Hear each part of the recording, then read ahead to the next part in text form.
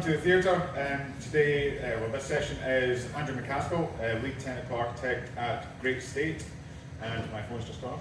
Mogsy Long, senior product manager and talent lead at UK Defence Digital Foundry.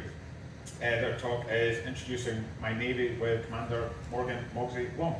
Put your hands together, give a big high five, you rock.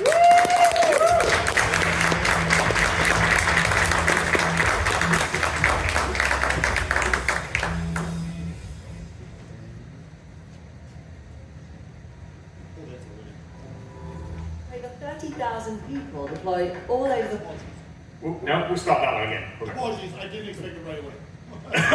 Fair enough. The Royal Navy isn't your typical employer. It's got over 30,000 people deployed all over the world, doing more than 130 different jobs. We needed to create a personal empowerment tool that works as well for an experienced engineer as it does for an apprentice chef, all in environments where security is paramount. Introducing MyNavy. We used agile principles to quickly develop and refine new services that would transform the day-to-day lives of the crews, while also making a difference to the wider organisation. A new online clothing store replaced a cumbersome analogue system, saving users time and making it easier for them to get kit that fits just right. The click and collect service means personnel can order from anywhere in the UK. With hundreds of time-consuming Royal Navy training courses already in existence, we created the Leadership Centre of Excellence, a resource that's home to everything from short articles to podcast series, allowing users to take control of their own development in a way that suits them. The ever-changing nature of naval life can make it difficult to stay up to date with the latest information. That's why we created the announcements section of MyNavy, giving personnel a single source of news, including everything from service-wide updates to personalised notifications. The strength of MyNavy is that it literally puts the power in the user's hands. They can use it to get a clear view of their career timeline, understanding exactly what they need to do to shape the career they want. And our user-focused, iterative approach to development means there's even more to come.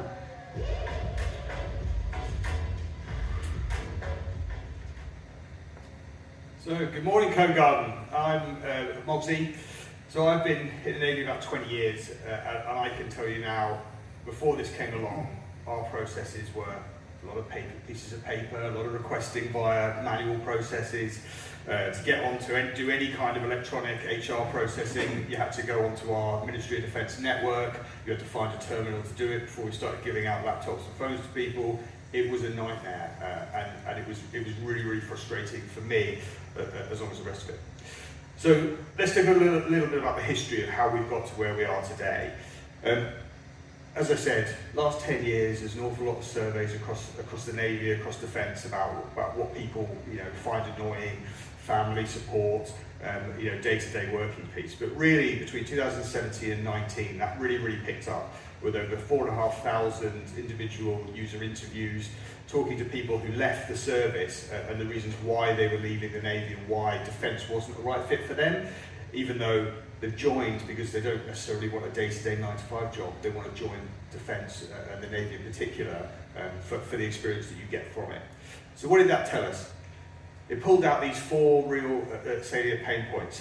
People were starting to feel undervalued. They didn't feel that the Navy was investing in them because still having to do paper process to request your holiday or the likes just really didn't cut it. They were uncertain about the investment that was going into them, about where their futures went with their families and the like, and that led to obviously feelings of powerlessness and frustration. A big piece was also around the fact they felt under-supported. As you can imagine, people in the Navy, we move around every sort of 2 to 3 years. Those of us who are married with children, we tend to bring their families with us. But there wasn't any platform to feel for support. So if you happen to have, I don't know, a child with special needs and you needed to look at additional support in the city that you were moving to, there was nowhere to go. So in December 19, MyNavy was born.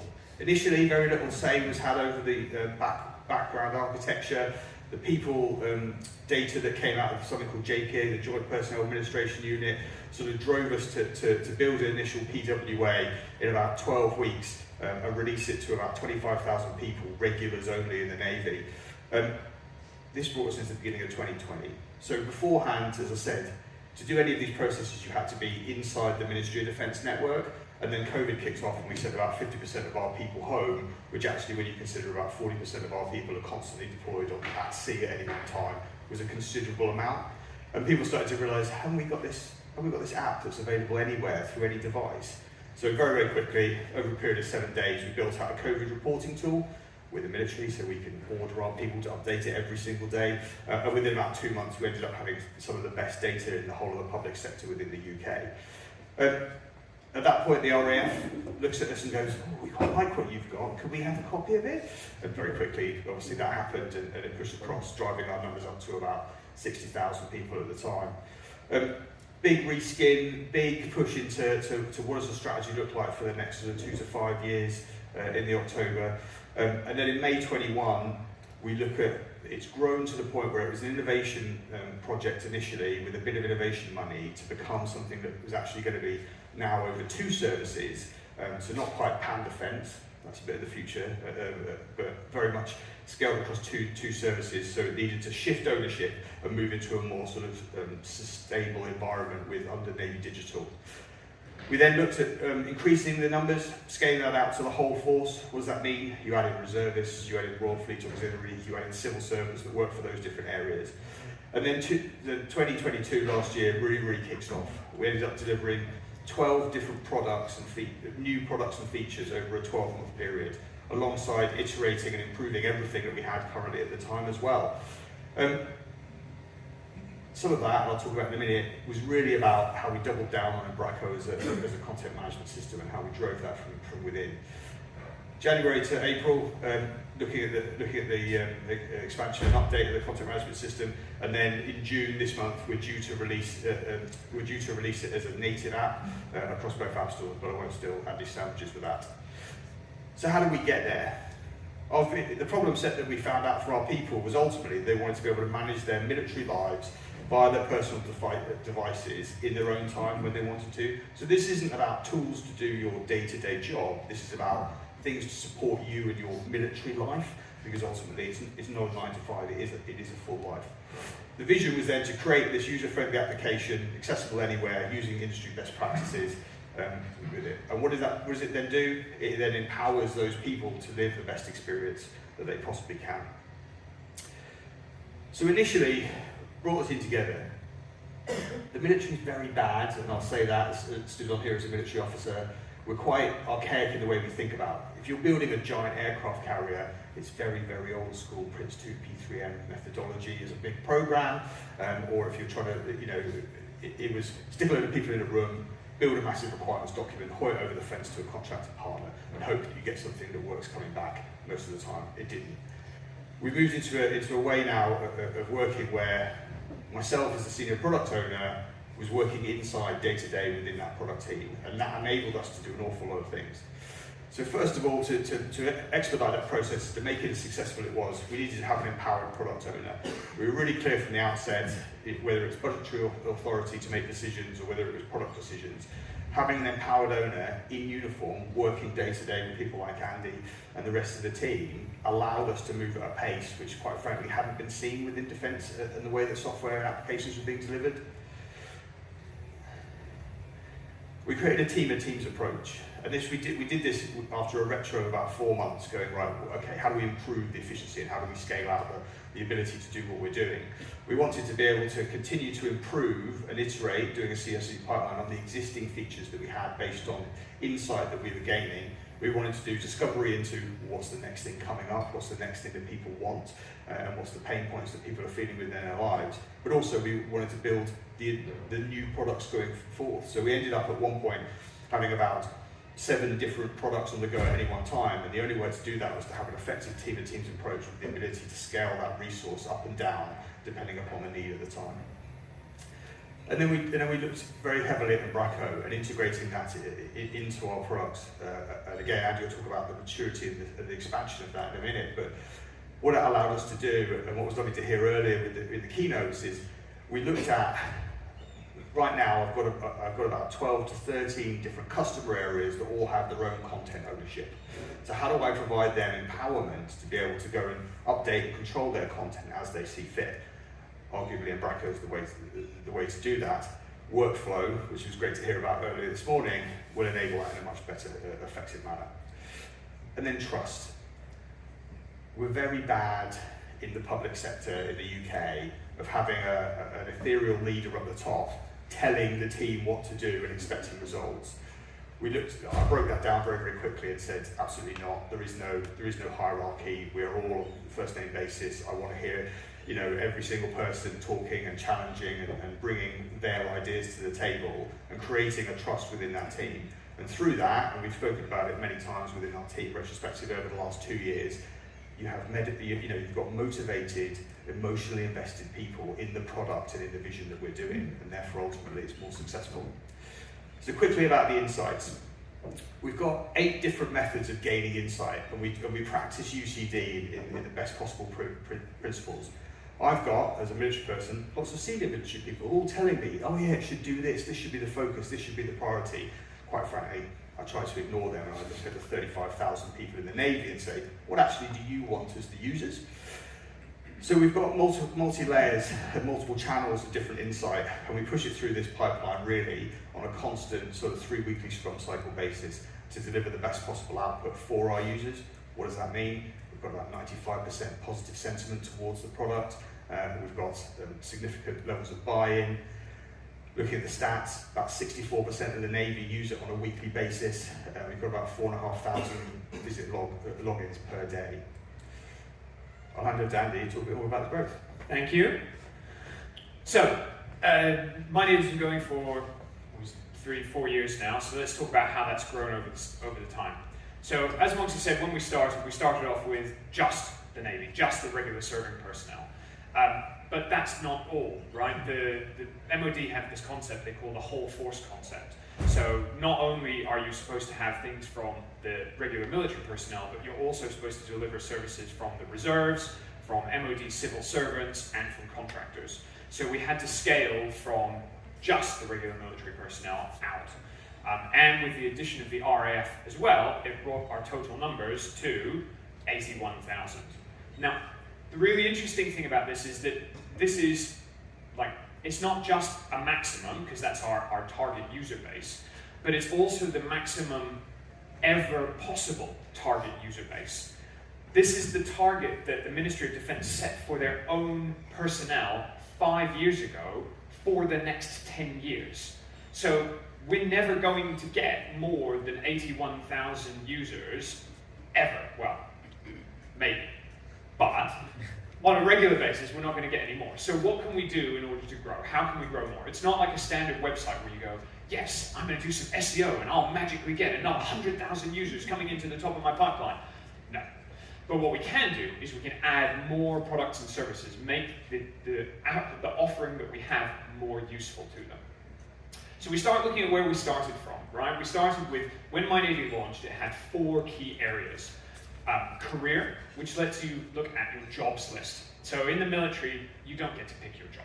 You are assigned a job. And if it's a job that you really, really don't like, you're probably not going to hang around very long. So that's got retention impact. So you can look at the jobs list and you can create what's called an expression of interest. You can send that off to your career manager and say like, ooh, I see this job over here. I think this would be really cool. I'd like to consider this for my next assignment. We have pay and benefits, so you could go and you could download your pay slip or see all your pay details and see how your career was progressing over time.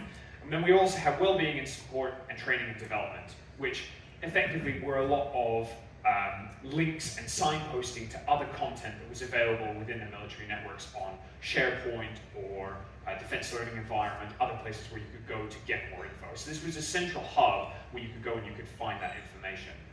Since then, we've added lots of other new stuff. So I'm going to highlight just a few now. We added base maps. Now, base maps is really cool. There are no official maps of the bases, probably because they were never supposed to be, because the bases are supposed to be kept slightly secret. But that also means that everybody that's living on the base has no idea where anything is. So as part of this, we created all these really lovely scalable maps that have all got pinch to zoom, they've all got little targets in them so you can see where things are, like the entry gates, the mess halls, the uniform store, the gym, and you can find out more details about when they're open, who to contact. We've got announcements. Now, announcements, you go like, oh yeah, it's just targeted announcements. Okay, that's nice. But announcements is really cool because we can target by your rank, by your trade. So like if you're an engineer or a submariner, we can even target by your unit. And we created, using Umbraco, we created a really cool role, our unit communicator role. So these are people within a base, for example, or even a unit at different levels of the hierarchy, who are empowered to create announcements that target a specific subset of people. So if there's an event going on in Portsmouth, for example, they might create an announcement that targets everybody who is registered as belonging to HMS Nelson. But they can do that themselves. We don't have to get involved, we don't have to worry about it. And what's interesting, I thought about this the other day, the units, they're not hierarchical. So we have a list of, what is it, like 20,000 units? It's some ridiculous number, but there's no hierarchy. There's no definition to say like, oh, this unit belongs to this unit, belongs to this unit. It's just a ginormous list. So being able to target certain subsets and have that all managed and organized is a massive win. Healthcare.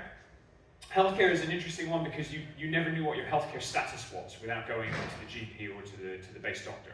So now you can log in, you can see this is when my vaccinations are going out of date, this is when my medical status is, and then you can force people to say like proactively, hey, your vaccination's about to go out of date, please go and fix it because otherwise it will affect your deployment status.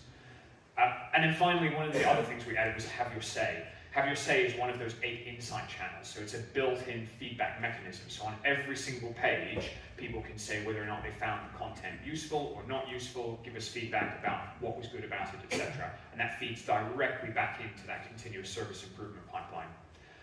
There's a whole bunch more. There's another 8, well, I think we're now at 18 product areas in total, with lots and lots of different pieces covered. So let's look at some numbers. So we started off with 1,700 content nodes, and we now have 11,000 content nodes, which I know is not a lot compared to some sites, but it's a lot of content. We started off with 46,000 lines of code. This one blows my mind. We now have 1.4 million lines of code, and no, it's not all auto-generated. That's actual code that's been written by people. We started with 28 release and deployment pipelines. We have 4 environments. We have dev, UAT, staging, and pre-prod. So that's like 7 each. Okay, that's all right. That's not bad. We now have 235 build and release pipelines. 34 per environment. And you go, what do you need 34 pipelines for each environment for? Well, I'll tell you. When we started, we had very standard sort of setup with front-end website, with back-end service, did all our APIs, and we had a CMS. Now, we have 7 websites, 5 services, 2 different copies of Umbraco, and 4 mobile apps. It's a lot of stuff. So let's talk for a second about how we design MyNavy, right? I really wanted to show you guys an architecture diagram, but no, it's classified. And that's a really important point because in the UK we've got 3 official classification levels: official, secret, and top secret. Everything in MyNavy is classified as an OSP, official, sensitive, personal. So they're handling caveats, yeah. But basically everything has to be completely and totally locked down. And so that's point number 1. Everything has to be on-prem. Right? It has to be self-hosted. We have to be able to control the access, control the database, control the network, all of it. We have to log it all, everything.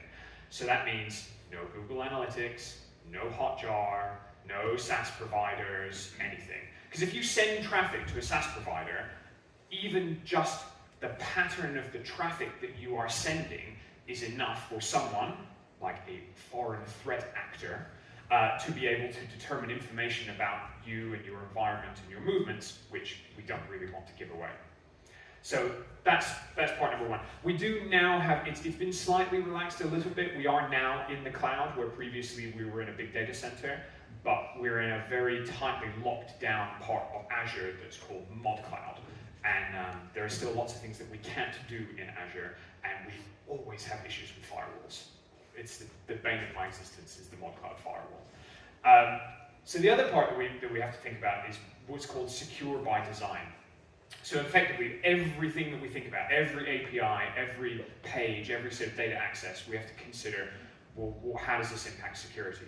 So I've got a fantastic example, which is the API to get the user data, right? So it's called MyInfo, and it gives you back the information about yourself, about your trade, your career manager, and all the details. In our level, and even in the level above us, where we pull this from the HR database, you request it with your token, and you get your data. There is no search, there is no bulk export, there is no physical way of even us getting someone else's data. It is not possible. So, here is a thought problem for you.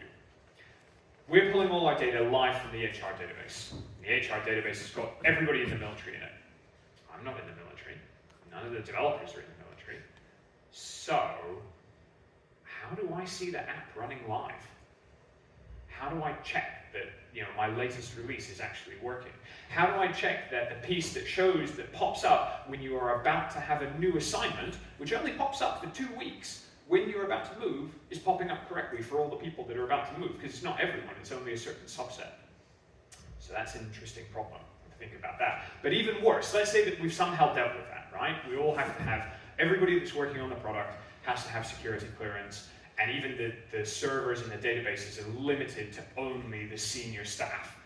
Like the junior developers and some of the contractors don't even have access to it. So let's say you deal with all of that, and we somehow are able to get our developers to check and do smoke tests on the live website. How do you do that for app review? App review, Google and Apple sit off in India, Cupertino, wherever they are. They have to review the live app with live data. You can't give them like a mock app that points to your UAT site. No. It has to be the version that is actually going to be in the store. It has to be real logins, and it has to go all the way through. Interesting challenge. Very interesting challenge. So some of the other things that we had challenges with. So Mogsy was talking about what used to happen before MyNavy came along, right? If you wanted to do some HR stuff, you had to log into JPA, the Joint Personnel Administration. And it's on ModCloud, ModNet, right, which you can only get to from a ModNet device. So before they started issuing laptops to people, if you were lucky enough to get a laptop, you had to go and find a fixed ModNet terminal that was hardwired into ModNet. So you could do that, you could get a laptop, or basically you didn't. How did you access your HR data? You didn't. So that was a real challenge. So what the Navy wanted is they wanted this to be accessible from anywhere, right? Whether you're on ModNet, whether you're not on ModNet, whether you're on a mobile device, whether you're on a ship. So the very first version that was launched was a PWA. So it meant that we could then boil everything down, get the JavaScript, get the app running wherever you were, and then make tiny little API requests. And that would work reasonably well, except when you're at sea. When you're at sea, all your internet is over the satellite. The satellite communication takes 38,000 kilometers to go up to the satellite, and 38,000 kilometers to come back down. That's like 2 times around the world, out to Netflix and back again, right? It works well if you've got a fire hose of data that's just coming at you like a movie download. Yeah. So there are no movie downloads, because it's the Navy. Or if you are doing something that is asynchronous, so you're sending emails or WhatsApp text messages. It is atrocious for interactive websites. If any of you guys know TCP, every single packet that goes up has to have an acknowledging packet coming back down. Now you imagine how slow that is going to be. It's horrible. The other thing is, even though it was a PWA and you could hit the download, to my home screen, everyone's like, oh, but it's not a real app. And it's like, yes, it is. It does all the things. It's got notifications. It's got all the same. It's on your home screen. It's like, no, it's not in the App Store. It's not a real app. And that feeds into this whole perception of a lack of investment in personnel, and it makes them feel undervalued, and then obviously that impacts your retention rates. So this is CodeGarden, it's all about Umbraco. Where does Umbraco fit into this? Well, Umbraco is our content management system. No, it is our control center. It is the one place where everybody who goes to do something with MyNavy logs in. They can access all sorts of settings, they can create content, they can update items in the store for the uniform, they can manage their orders, everything. So if we look at what a traditional CMS might have in it, you've got your content, you might have media, unless you've got a DAM that's doing it somewhere else. We've got all these other things. All these other things. This feeds back into what Philip was talking about with his platform DXP. And this is exactly what we've ended up with, right? We've got all these different pieces that are run from inside Umbraco. Right, that's yours. So let's talk a little bit more about the impact there. So, as I said, beginning of 2022 last year, we were running hot. We ended up with, at one point, I think I was trying to manage 7 different products as product owner for all of them, and it was a bit too much. But what we did is we looked at that. We doubled down on the team's approach, and working with that trust in that team, we had a phenomenally successful year. Picked up a gold in the Beamers, Drum Awards, highly commended, Steer made bronze, and we were shortlisted for there. But ultimately, that was great. So what was that show? It shows hopefully that the Navy is investing in its people, and that actually what the sailors and soldiers and Marines have is they think, oh, is it all right? Is it a good thing? Well, actually, we can say, no, it's also best in class in the industry, and we're winning awards because of it.